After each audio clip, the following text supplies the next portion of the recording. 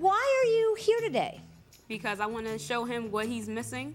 This is me. You dumped me and look at me now.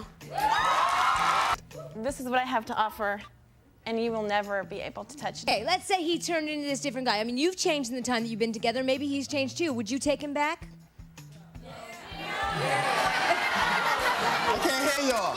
There used to be a show, उसका नाम था Ricky lake का talk show and it rain for 1993 to 2004 जो कि Ricky lake का ही show था और उसने होस्ट किया था सो इस शो में क्या होता है कि प्रॉब्लमैटिक पीपल आते हैं अपने कंटेम्प्रेरी इश्यूज लेकर, ऑडियंस अपना ओपिनियन देती है उन इश्यूज पे, उनको एडवाइस देती है वगैरह वगैरह, और इसी बात में कभी कभी झगड़ा भी हो जाता है ऑडियंस और गेस्ट के बीच में, बिकॉज ऑडियंस को लगता है ऑडियंस सही है और गेस्ट को लगता है गेस्ट सही है। तो ये एपिसोड जो हम रिव्यू करने वाले हैं उसका नाम है you dumped me but look at me now. तो टाइटल सुन के किसी को भी पहले ये लग सकता है कि it is the girls talking about how they got in shape and then they are saying कि लुक एट मी नाउ, और लड़कों के पर्सपेक्टिव से भी ऐसा लग सकता है कि they are saying to their exes कि look at me now as I have become rich. तो हमारी फर्स्ट कैंडिडेट है मिस किम, जिनके बॉयफ्रेंड ने उनको 2 साल पहले डंप कर दिया था। तो जब रिकी ने किम को पूछा कि क्या चेंज है आप में as compare to 2 years before, she says that she was very thin and now that she is filled out quote. She says she used to have pimples as a teenager, and हमें बाद में बताया जाता है कि उनके boyfriend ने उन पर चीट किया and got the other girl pregnant. Candidate number 1 का तो फिर भी ठीक है कि समझ में आता है कि उनका वाला तो चीट करके चला गया था, that's why may be she wants to humiliate him और समथिंग, बट बाकी सब कैंडिडेट्स का आगे जाके देखोगे तो आपको पता चलेगा कि they really lack, all these girls lack self confidence, और in my opinion you are still not over him if you still want to show him that you are the best. If you thought you are the best then वो आपको कभी छोड़ता ही नहीं in the first place. तो ये introduction के बाद Ricky Germain को बुलाती है। बाय द वे लड़कों को कोई आइडिया नहीं होता है कि ये लोग यहाँ पे क्यों आए हैं। फिर रिकी जर्मेन को क्वेश्चन पूछती है कि do you have any regrets, and he says yes but he cannot fix those mistakes right now. Then audience की questioning चालू होती है and audience member उनको पूछते हैं कि what is the reason behind dumping Kim. Then Jermaine says कि he couldn't control the situation and it happened. Then new boyfriend का introduction होता है जो कि किम का न्यू बॉयफ्रेंड है, और रिकी उनसे पूछती है कि आप एक्स बॉयफ्रेंड को कुछ बोलना चाहते हो क्या, to which he says thank you. और इसी के साथ हमारा कैंडिडेट नंबर 1 का इशू आई थिंक पूरा डिस्कस हो चुका होता है। तो हमारी नेक्स्ट कैंडिडेट है कैरन और टोनी। तो कैरन और टोनी का एंगेजमेंट हुआ रहता है, बट टोनी उससे एक दिन सडनली ही विदाउट किसी रीज़न एंगेजमेंट तोड़ देता है। फिर रिकी कैरन को पूछती है कि उसमें क्या क्या चेंजेस आए हैं, तो वो बोलती है कि वो स्टाइलिश हो चुकी है, उसका नया बॉयफ्रेंड, उसका कॉन्फिडेंस इंक्रीज़ हो गया है। फिर कैरन से पूछा जाता है कि आज आप इस शो पे क्यों आए हो और क्या पर्पस है उसका। वो कहती है कि तो कैरन ने ना टोनी के लिए काफ़ी सारे कपड़े लिए थे and she basically got him a new wardrobe that is highlighted a lot of times in the episode. From you, huh? Yeah. You bought him a lot of clothes. Yeah. So you provided his look for him. He's got back a new then. wardrobe now. Really? When I met him, he had about 2 pairs of jeans, and then he ended up with 20. और फिर Karen को back stage भेज दिया जाता है और Tony को stage पे बुलाया जाता है। फिर टोनी से रिकी ये पूछती है कि लाइक उसको गेस करने बोलती है कि किसने आज उसको यहाँ पे बुलाया होगा, and then he guesses Karen which is correct. Then Ricky asked Tony, why did you break up? He said he gave his 100% but got nothing in return. But in my opinion, Ricky को थोड़ा और dig करना चाहिए था इन सब में and should have asked him कि what went wrong and why didn't he communicated with Karen. तो अब फिर से कैरन वही बोलती है वार्डरोब के बारे में कि she gave her the wardrobe, but यहाँ पर तक 2 बार बात हो चुकी थी इस बारे में एंड आई फेल्ट कि हाँ ऑडियंस को भी समझ गया होगा कि 15 pairs of jeans and blah blah, but nobody is digging deeper into their actual issues of the relationship. Then we hear from Tony's sister about the 2 engagement rings. हमें बाद में पता चलता है कि कैरन को टोनी ने दोनों एंगेजमेंट रिंग्स दी थी और दोनों ही एंगेजमेंट रिंग्स उसके नाम पे थी। कैरन ने वो रिंग्स सेल कर दिए थे और फिर पैसे अपने पास रख लिए थे। फिर बाद में ऑडियंस में से कोई उसको पूछता है कि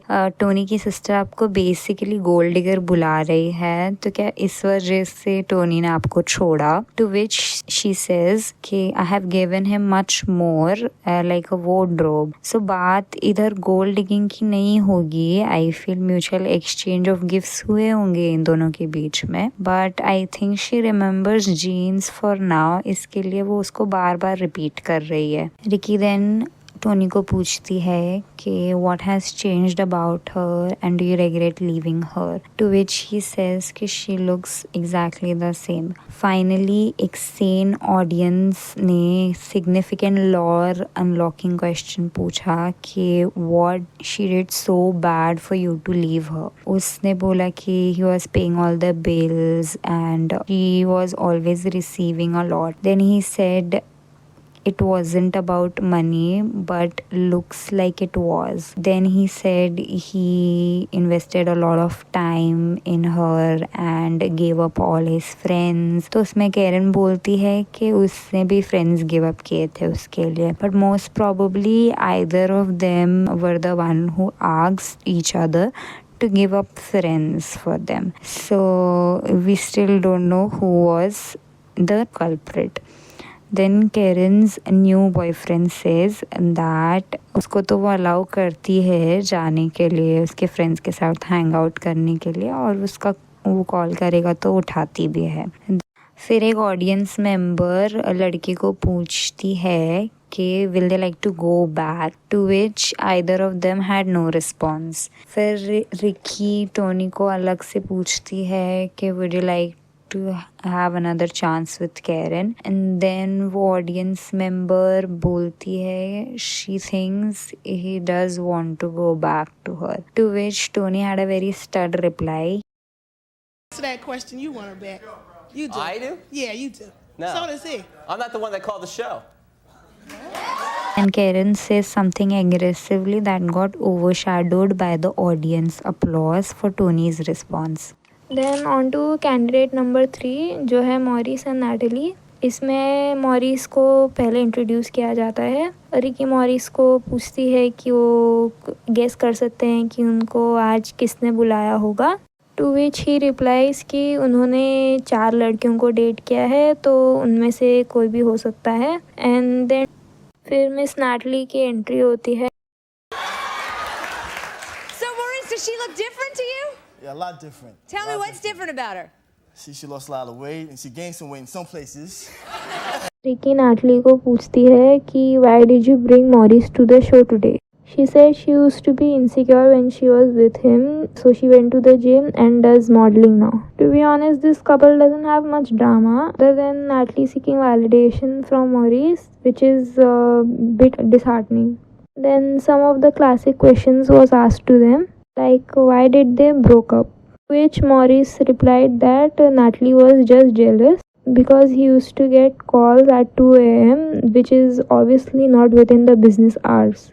When asked if they would like to get back together, they didn't say no, but they didn't reply yes either. Candidate number 4 है डेजरे एंड जेफ। डेजरे बोलती है कि जेफ ने उसे कभी कोई कमिटमेंट नहीं दी, but they dated for 5 years। इतने टाइम तक वो बंदा उसको घुमा रहा था। आई तो wouldn't have keep up with it.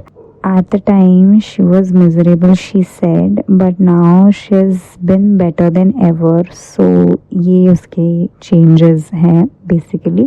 Jeff and Desiree met in Jackson Hole, Wyoming, and from there they started going out, but they never committed to each other. But Jeff ने उसको एक ऐसा hope दे दिया था कि something could happen between them. I mean, guys, she's clearly in love with him to the point of accepting humiliation by coming on the show. And आप क्या ही expect करते हो लड़के से कि वो क्या बोलेगा in this situation. Remember guys, as far as I have seen, men are very prideful. तो अगर आप ऐसी situation में ये expect करते हो कि वो आपसे गिड़गिड़ाएगा और बोलेगा कि I want you back करके, तो ऐसे बहुत rare cases में होता है, बहुत ज़्यादा. तो जब डेज़िरे अपनी कहानी बोल चुकी होती है तब जेफ एंटर करता है and they both give each other a look, and trust me guys, he knew it was her who called the show. I want to tell you that I would have done anything for you. I moved to Provo, Utah to be with you. ऐसा अपने x को नहीं बोलना चाहिए मेरे opinion में. अगर तुमको पता है कि वो भी केयर नहीं करता है तुम्हारे बारे में तो ऐसा मत बोलो, फिर उसका रिएक्शन देखकर तुमको ही डिसअपॉइंट होगा. And then she shows off her figure and says the classic lines. And then जब रिकी जेफ को पूछती है कि did he knew it and was it a surprise, then he said he knew कि डेज़िरे ने बुलाया होगा उसको, and no, he's not missing out on anything cause he is already engaged. Jeff की फियांसे डेज़िरे को बोलती है कि she should get over. Okay, why don't you move on and why call this show? And also he's not missing out on anything cause he's got me. And fiance said ring दिखा के this is the real package and this is to keep. Like seriously guys, don't fight over boys. ये at the end हम लड़कियों को ही बुरा portray करता है. फिर आई बारी ऑडियंस क्वेश्चनिंग की. एक ऑडियंस मेंबर बोली कि डेज़िरे you shouldn't have moved cities for him if he is not even committed for you. और या लाइक उसको इतने वास्ट टिप्स नहीं लेने चाहिए थे और इतने सैक्रिफाइसेस नहीं करने चाहिए थे if he is not even able to commit to her. In the middle of all this, I think the audience is very confused कि cheer किसको करे. स्टार्ट में वो लोग डेज़िरे के लिए cheer कर रहे थे और तालियां बजा रहे थे, बट फिर बाद में जेफ के लिए तालियां बजाने लग गए और उसकी फियांसे के लिए. एक ऑडियंस मेंबर सारे कपल्स को पूछती है कि how long they dated. Kim dated for less than a year, Karen dated for 2 years, Natalie dated for 1.5 years and Desiree dated for 5 years. तो जेफ बोलता है कि वो लोग 5 साल में सिर्फ 4-5 डेट्स पे ही गए थे. टू विच डेज़िरे सेज कि वो लोगों ने सब कुछ कर चुके हैं जो एक कपल करता है. फिर ये लाइन के बाद तो जेफ भी कुछ नहीं बोल पाया. And the episode ends and so will our video.